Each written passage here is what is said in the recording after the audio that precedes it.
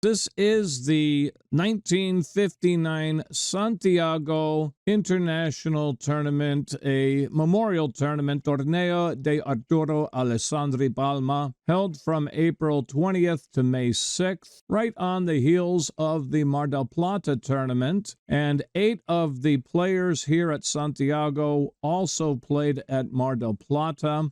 That was a 15-player event, this a 13-player event. Bobby, not having his best event here, tied for 4th place with 7 wins, 4 losses, and a draw. But this event held from April 20th to May 6th, 1959 in Santiago, Chile. 13 grandmasters and masters from Europe, North America, and South America competed. Well, the tournament was fairly important for Fischer, who has only recently begun to compete in international events.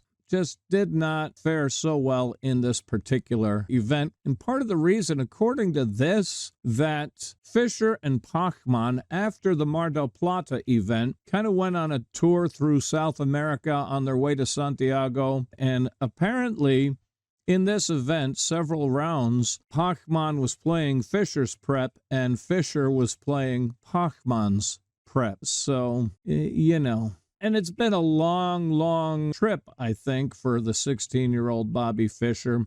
Well, you guys remember when you were that age, no discipline at all, I'm sure. And, you know, stay up till all hours. Who knows? I'm making excuses for him. Simply said, he did not play the best chess of his life in this event, but he played some pretty good chess. Now, this game, João de Souza Mendes Jr., that name probably rings a bell because he was one of the participants at Mar del Plata. Just as a reminder, de Souza Mendes was born 23 June 1892, passed away July 10, 1969, 7-time Brazilian chess champion.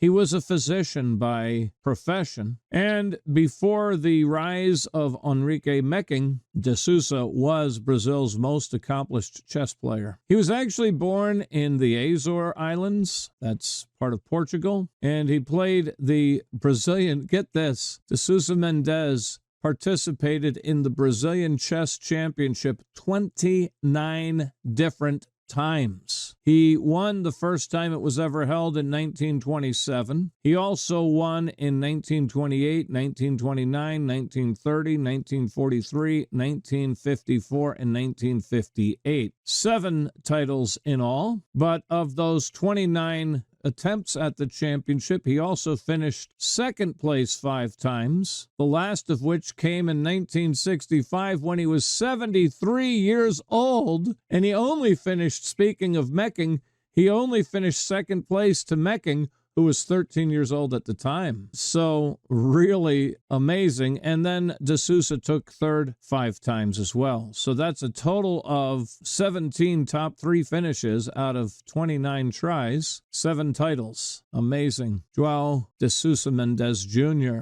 All right, we have d4 from de Souza, and of course, knight f6, c4, and the King's Indian defense, g6. Knight c3 and bishop g7 is your normal variation. e4, d6, and f3 is Friedrich Samisch's variation. Samisch, a German chess player and theorist who lived from 1896 to 1975. Samisch, by the way, was one of the inaugural recipients of the Grandmaster title when it was standardized by FIDE in 1950. e5 is played here, and the king's knight to e2. I've actually seen Artur Yusupov play pawn takes pawn here. This is answered by pawn takes pawn, and after queen takes queen, king takes queen, you get a very familiar position, at least as far as I'm concerned, because I don't mind this early queen trade or the loss of castling rights when the queens are off the board. I'm going to get my pawn on c6 and my king on c7. Bishop e3 is probably played here, or bishop g5 are the two. On bishop g5, I'm going to play bishop e6, and on bishop e3, I'll just play c6 and then get over here. Anyway, king's knight to e2, the book move, and king's knight to d7. You can play castles here, is the book move. This is that Bobotsov Korchnoi Petrosian variation. I've shown this numbers of times. You get bishop g5, you get pawn c6, you get queen d2. The most common move is queen's knight to d7. In this game, king's knight to d7 was played. A couple of years ago, by the way, instead of king's knight to d7, I did see queen's knight to d7 played in a titled Tuesday. This would have been like, it was either last year or 2 years ago. Boyan Maximovich playing entitled Tuesday. It was like June, I think it was June 27th, 2022. Somebody looked that up. It was a titled Tuesday here on chess.com between Boyan Maximovich in his victory over Konstantin Begunov. But here, king's knight to d7 is played, getting out of the way of the pawn. That's the idea. We've seen Bobby make this kind of move many times. Bishop e3 here. Now, h4 deserves consideration here. If Shark 101194 were here, he'd like this move because it's a Simon Williams type of move. But h4 has been played long before Simon Williams was born by Leonid Shumkovich in the Soviet Chess Championship semifinal 1957, a couple years before this game, and that was against Alexander Tolush. Now, that wasn't against Tolush. My mistake. Tolush also played this in that event. Yeah, both Shumkovich and Tolush had this opening, and they both played h4 in that same 1957 event. Anyway, bishop e3 in this game. Bishop h6. You say, why would he give his bishop away? He's not. This is an open diagonal. And as you can see, if he takes my bishop, I can create a fork with my queen. So instead, he played queen d2. Let me just put it on the board so you can see it with your eyeballs. Check. And then after knight g3, queen takes the bishop.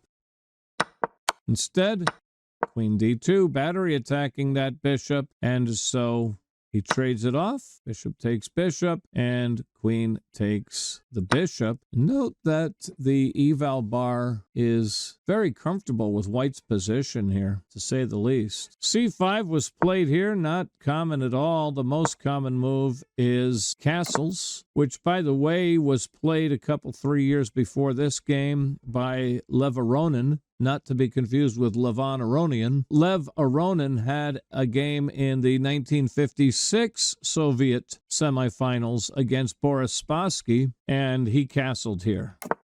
Bobby with c5. Knight c6, I should mention, was also a move that I've seen since then. Back in 2001, Dragoljub Yasimovich played knight c6 against Badur Jobava, or Yobava, depending on where you are at the time. But that was played at Leon in 2001. Here, Bobby with c5. d5, right. D takes e5 was the move played by Konstantin Lupulescu in his 2012 victory over Sergei Vedmediuch at Mamaia, Romania. Note that pawn takes c5 is not the way to go. Oh, it gave it a star after all. Started with an X, but then gave it a star. I didn't think it was the way to go. You want to capture toward the center. I teach this all the time to my students. Generally speaking, unless you have a very good reason, you should capture toward the center, not away from the center.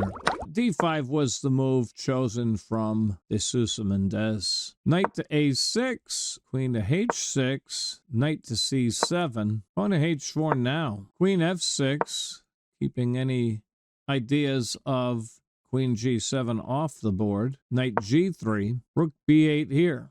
Bot calling for a6. You could also probably play b6. Yeah, that gets a thumbs up. Queen e7 might be the safest, with the idea of just evicting white's queen. For example, if bishop d3, queen f8, and that says trade or get out. Let's go back.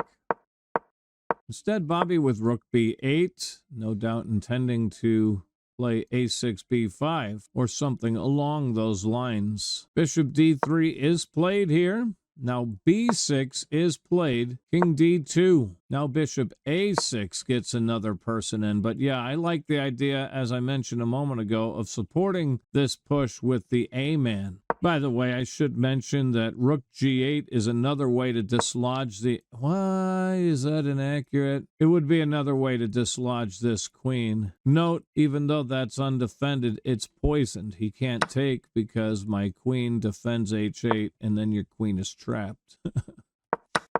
But the bot not liking that idea either. Well, a4 is played here to prevent b5. Create a little bit of a clamp. Now king e7, pawn b3. So knight ge2 is called for. That covers the f4 square. Instead, b3, bishop c8, knight d1. Again, knight ge2 still being called for by the bot. I thought a5 might be interesting here, but I get questioned by Ficklebot. Anyway, knight d1, knight e8. Now it likes my idea of rook g8. Didn't like it when I played it, but now it says it's the best move.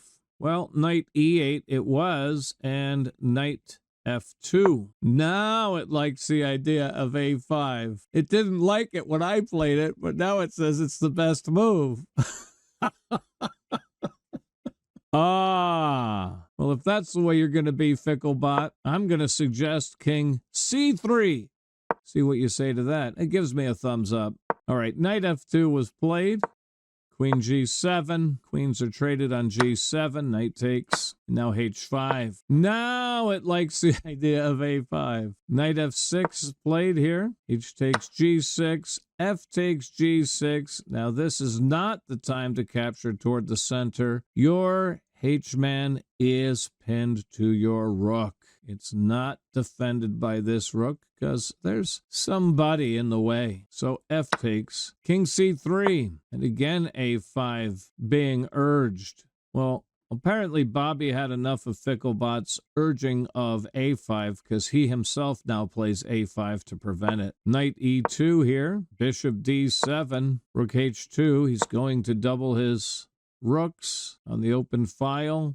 h5, rook a, h1, of course, g5, now g4 is played, rook h6, it's going for rook h7, it accomplishes the same task, the purpose is to double your rooks. I don't know why that would be better than h6, other than maybe because it's defended by a knight, not sure. Well, knight d1 was played here, knight g3 being called for. Feels like you can take this pawn here as well. I get a star for that. And the point is, if I take with my rook, you don't have to take my rook. You can hit my rook with your knight and make me take your rook. And then you own the open file. Let's go back. Instead, knight d1 was played.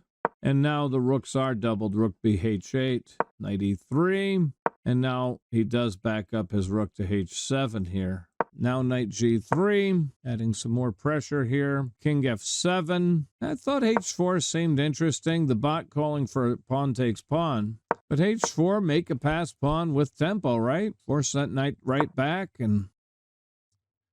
Okay, did the bot call for pawn takes pawn? It did. That is a bit more active, but I think that should really result in a pretty quick draw after this because we can just trade everything. Rook takes rook, rook takes rook, rook takes rook, knight takes rook. And then I'll take this with the pawn. And these interlocked pawns and pieces trapped on their own side of the board don't seem like they have much future. I guess you could get your knight to f8, g6, and f4. And this bishop is glaring at that pawn, but it's easily defended from white side. In fact, the eval bar is coming up 3 zeros. That's the move the bot wanted. I wanted h4. Bobby plays king f7. So pawn takes pawn here, and knight f takes the pawn. And here, knight comes to f5. Doesn't take the knight. Knight f5, bishop takes the knight, pawn takes the knight, giving himself a passed pawn. f6 would be a strong winning move because it discovers an attack on this rook. Don't play knight takes the bishop here. On knight takes bishop, knight takes knight, pawn takes knight, then knight f6 blockades and defends. After rook takes, right? And if you want to trade everything down, I'm Jim Dandy on that. Look at the eval bar. So do not take with the knight, taking with the pawn is the right idea. So knight f6 is played to blockade anyway, and you still get the rook trade, and rook trade, and rook trade, and now the knight captures. So we get a king and two knights against a king and a mixed pair. Knight g4, knight f6, knight h6 check, king e7, king d2, knight gh5, king e3, knight f4, bishop f1, keeping control of any square to which the knight might try to infiltrate. So knight f6 to h5 here. King f2, king f6, knight g8 check. He's going to try to infiltrate here somehow, go after one of these backward pawns. King f7, knight h6 check. King f8, right? King g7 forces the knight back to g4 and out of the house. King f8, pawn f6. Knight takes that pawn. The point, though, is it vacates f5, so knight f5. Knight e8 defends. King g3. King f7 here. King back to f2. A lot of nothing. King f6, knight g3, king g6, now knight e4, king h6 here, knight back to g3, knight g7, keeping any infiltration from occurring, knight back to e4. It's inaccurate. Not only is black keeping you from coming to f5, but you need to keep black from coming to f5, so you need to leave your knight there to control that square. You do not want knight f5, knight d4, knight takes b3. That's why knight e4 is a mistake. Knight f5 is played. And now knight f6, he's going to come back in here, I gather. Or maybe here. He's probably coming here after that pawn. Bishop e2 still being called for. King g6 forces the knight to d7. Should have gone back out, I guess. I guess this is a hopeless cause back here. You get yourself caught behind enemy lines. And king f7 is, given the double question mark, going on the attack, apparently the best chance for victory. So knight takes b6 is played, king e7. The bot's still saying, hey, come on up here and focus on the breakthrough. So knight c8 check, king d7, knight a7. Knight d4 is finally played here. And this also prevents the knight from coming to c6. It's got kind of a dual purpose. King g3, and yeah, the bot calling for centralization of the white monarch. You know, to me, knight b5 seems like a legitimate move to hold this game together. I mean, right, he's taking your pawn one way or the other, but...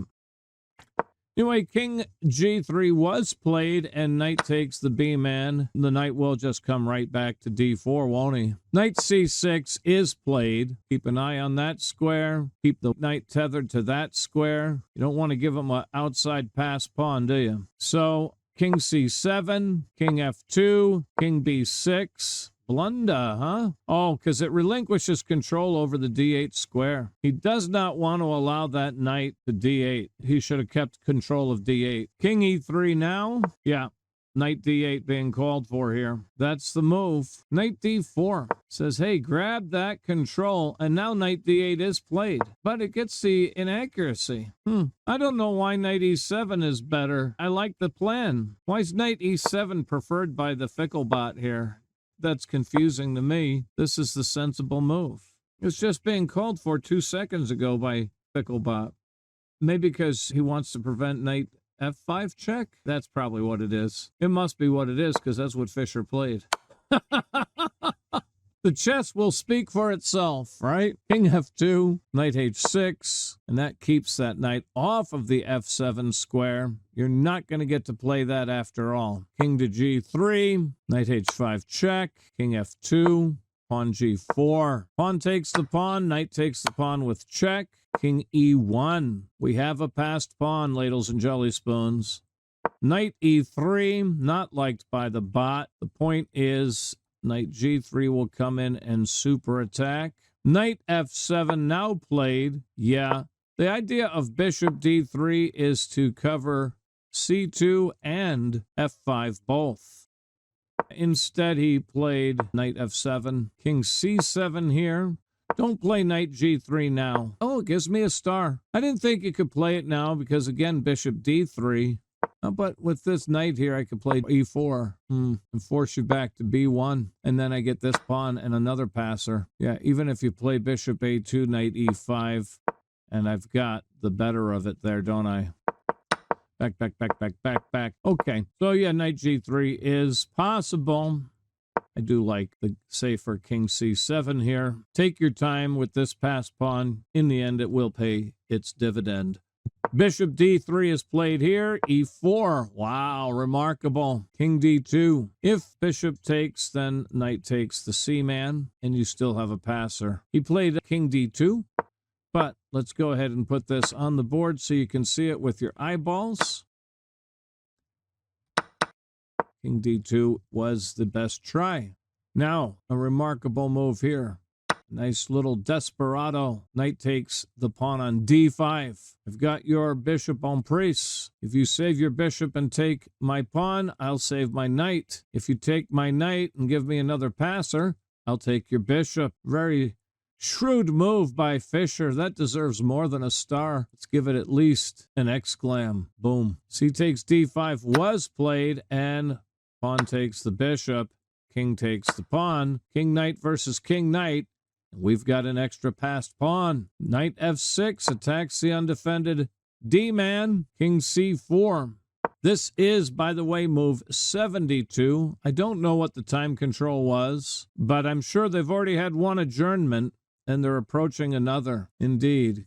Knight endgames follow the same rules as king and pawns. This is just over if the technique is correct. There are a couple of moves that the annotator doesn't care for, but I have no problem with them myself, knight d7 being among them. But remember this, the inaccuracies are hardly relevant. Look at the eval bar. It's at 2.0 here in favor of black, and it's at 2.0 here as well. 2.1 if it settles. So it's only 0.1 difference. So, don't listen to Ficklebot too much on the inaccuracies. And remember, Ficklebot doesn't even agree with himself half the time on these inaccuracies. King b5 was played here. Knight b6, hitting the pawn. King takes the a-man. Knight takes the d-man. 2 passed pawns to 1. And c4 is being threatened. The king is boxed out by my knight. Oh! Knight g5 was played to get his knight into position. Knight c3. Knight e6 check. And, that must have been a sealed move. Okay. So in those days, they had what was called adjournments, which are unheard of these days. But after one session of play, white would seal his move on an envelope, hand it to the arbiter. They'd go to bed.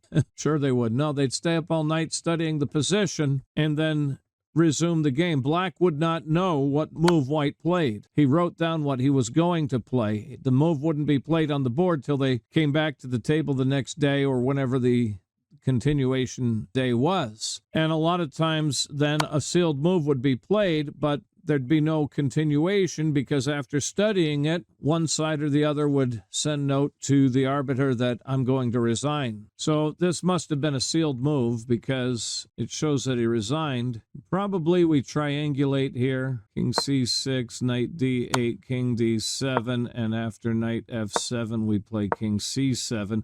And the idea is we want to force this knight away from our pawn mass. So like knight h6 here or knight g5. Either way, you're moving further away from the pawn mass. That's the point.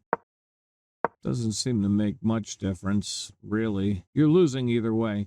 And the point now is I'm d5, right? I'm going to d5. It doesn't like that. Doesn't like anything I'm putting up there. It does like that. Well, my point is the only way to stop this pawn is to give up the knight. That's the point I'm trying to make. The only way to stop the pawn is to give up the knight, and then he has to stay in the square of the pawn. So the only move to delay, he's going to lose, but king b4. And I'll just bring in my king just in time, right? You do have to be careful because he has a passed pawn, but it's not going to be a problem. If he pushes, I'm going to king e5. If he plays a6, I go check. And my king is there in time. It says king c5. My point is I'm going to blockade his pawn no matter what he does. It doesn't matter how I get to a8, guys. The fickle bot is just being temperamental. The point is we're going to get him in a Zugzwang. If he ever plays a7, we can just blockade, and now white is in Zugzwang. That's all I'm trying to show. If you go this way, I'll go this way. If you go this way, I'll go this way, right? And we do the normal thing until he's out of moves. Whatever, if he tries to blockade. So right here, now, we just take a move. He has to promote. If he moves his king to its only legal square, we take the opposition and promote. So let's just real quick put it on there. And now he has no other legal move, right? And then we promote. Right. Yeah, this was not meant to be a thorough calculation. It's just meant to illustrate why did the game not resume? Why didn't he resume the game after his sealed move? He calculated it out, and I'm just showing a very loose example of why he did not resume the game, why he, João de Souza Mendes Jr., did not resume the game. All right, let's go to the numbers. We have 92.2 accuracy for Bobby Fischer and another 2,800 single game rating. He definitely got the better of his opponent again. Really, the end game made the difference. Really, the middle game was incredible on both sides. We still had a fairly equal eval bar right up into the end game. So, just goes to show you how easy it is to misstep